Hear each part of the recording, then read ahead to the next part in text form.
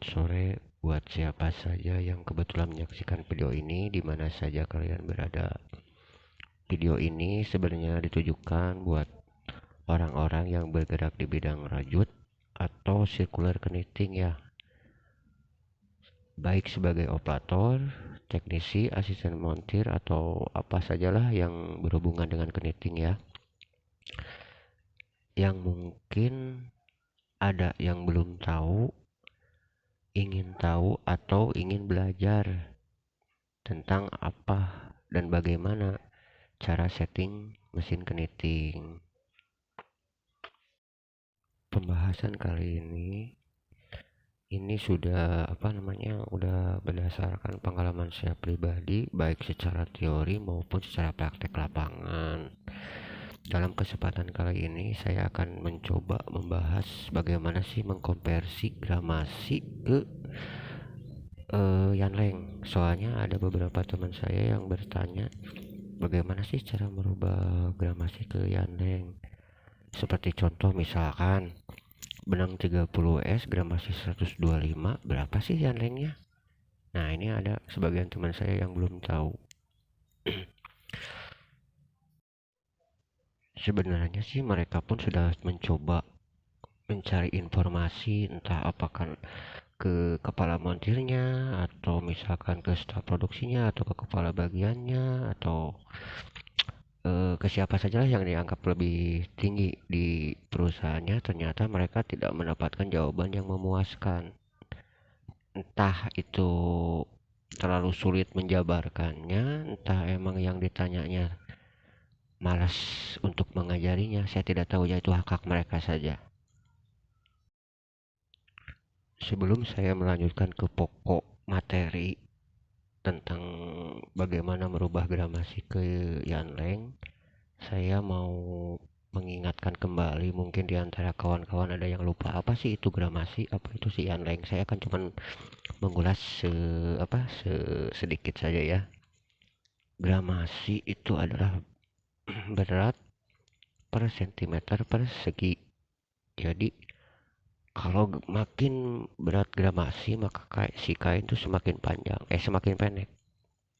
Nah, sebaliknya kalau si gramasi makin tipis, kecil, si kain makin panjang. Contoh, misalkan kardet 20 gramasi 190 sampai 200 gram. Berat kain 25 kg. Itu kita bisa hitung, bisa mengira-ngira berapa meter. Nah, itu berarti sekitar 67 meter. Nah, kalau misalkan gramasi 170, 180, berat kain 25 kilo, kira-kira berapa meter? Kan bisa ditebak lah, itu sekitar 73 meter.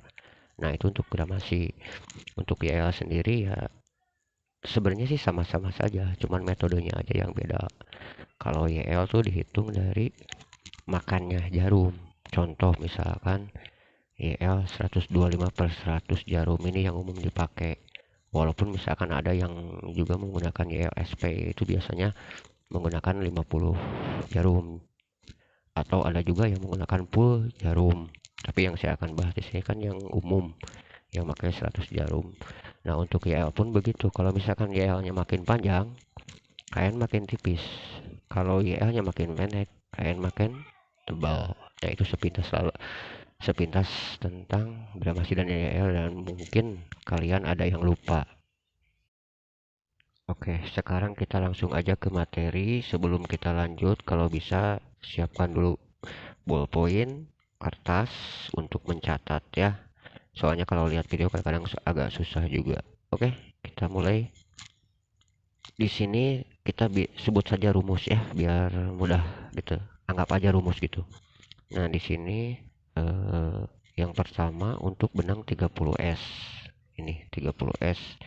30S rumusnya berapa? Rumus 30S itu 140 dibagi gramasi baru dikali 24,5. Terus yang buat untuk 28S 155 dibagi gramasi baru dikali 24,5. Untuk 20S 180 dibagi gramasi baru dikali 27,5. Untuk 24S 175 dibagi gramasi baru dikali 26,6. Untuk 23S 177 dibagi gramasi baru dikali 25,8. Dan sekarang saya akan menjelaskan bagaimana ini rumus bekerja. Oke. Yang 140, yang 155, 180, 175, 177 ini adalah gramasi full tebal. Full tebal. Paham ya? Maksudnya gini, maksimalnya benang 30S tuh 140 gram. Ya. Kalau 28 155, kalau 20 180, 24 175, 23 177. Nah, terus pasti ada pertanyaan lah, Kang, kalau di saya mah benang 30S bisa sampai 150, 55. Oke, saya jelaskan begini ya. Untuk ini yang saya tulis ini tuh setelan standar. Artinya begini, bahwa disetel dari YL. Nah, ini YL-nya pun sini 24, 24,5. Ini YL maksimalnya ini. Jadi, kalau misalkan benang 30 disetel di 24 ke bawah, ini ada kemungkinan rawan bolong. Paham ya? Nah, terus loh, kenapa yang itu bisa sampai 150 gram, 155 gram? Nah, itu namanya gramasi palsu. Kenapa dikatakan gramasi palsu? Kan karena kalau gramasi itu kan yang dikejar kan berat. Nah, makanya biasanya montir menyetelnya dengan cara mengendorkan take up. Jadi jangan heran kalau ada misalkan kain yang kendor rolannya. Ya itu sengaja karena buat ngejar gramasi. Karena kalau disetel dari YL, dia sudah tidak bisa dikejar, pasti bolong. Paham ya? Dan sekarang saya akan mencontohkan gimana cara menghitungnya. Oke, misalkan di sini ada contoh hmm, gramasi 125 benang 30S berapa YL-nya. Nah, sekarang kita tinggal masukin aja tuh menurut menurut rumus yang saya tulis di atas. 140 itu kan di atas tuh ada 140 dibagi 135. 135 ini kan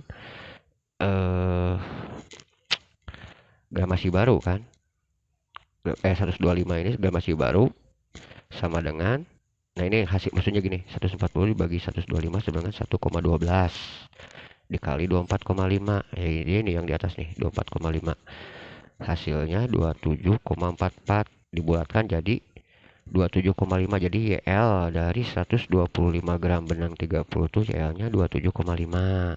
Nah, terus lanjut ke contoh kedua.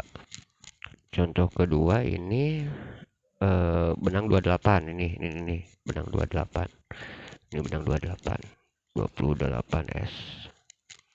Benang 28S misalkan gramasinya 135. Berapa sih YL nya? Nah, sama caranya seperti yang pertama.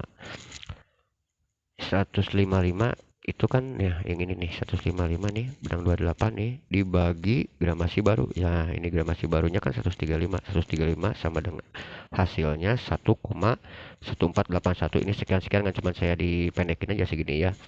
Terus dikali 24,5 karena maksimalnya ini nih, maksimalnya hasilnya 28,1 dibulatkan aja jadi 28.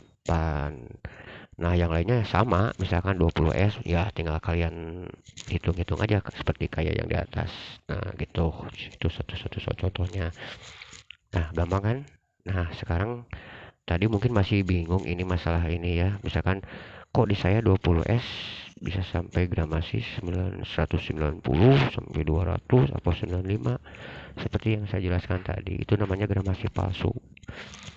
Jadi kalau mentok-mentoknya paling tingginya tuh 20S kita ini udah saya kasih aman ya, 27,5 tuh aman segini nih, aman tanpa bolong. Tapi kan gramasinya 180. Nah, ini gimana cara ngejatnya bisa sampai 190? Nah, ini kita mainkan take up-nya, dikasih kendor itu. Paham ya?